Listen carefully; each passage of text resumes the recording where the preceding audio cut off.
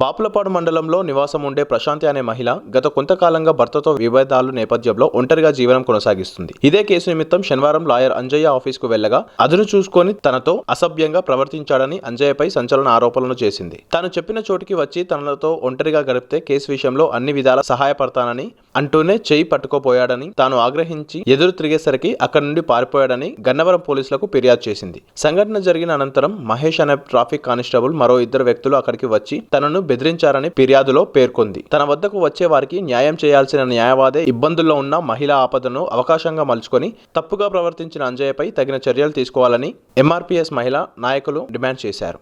శనివారం రోజున లాయర్ అంజయ్య గారి దగ్గరికి రావడం అనేది జరిగిందండి.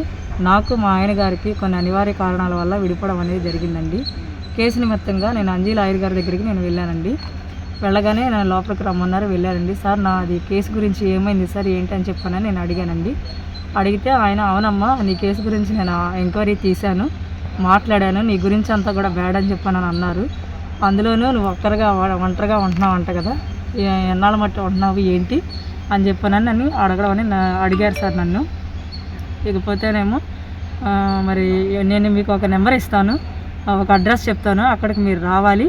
మీరు వస్తే కనుక ఒక 1 అవర్ నాతో పాటు మీరు స్పెండ్ చేస్తే మీకు ఏ రకంగా కావాలైనా సరే, మీకు మనోవర్తి కానీ లేకపోతే మీ భర్త కానీ ఏ రకంగా న్యాయం చేయాలన్నా కూడా నేను చేస్తానని చెప్పానని ఆయన నాతో మాట్లాడడం జరిగింది సార్.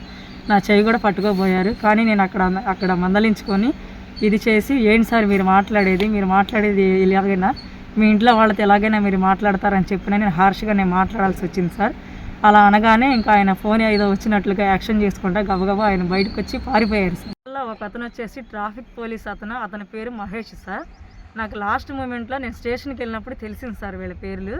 ఇంకొక ఇద్దరు వచ్చేసి వాళ్ళిద్దరు కూడా లాయర్స్ సార్. వాళ్ళు ఒకటి వెంకటేశ్వరరావు గారు, ఇంకొకళ్ళు భాస్కర్ రావు గారు.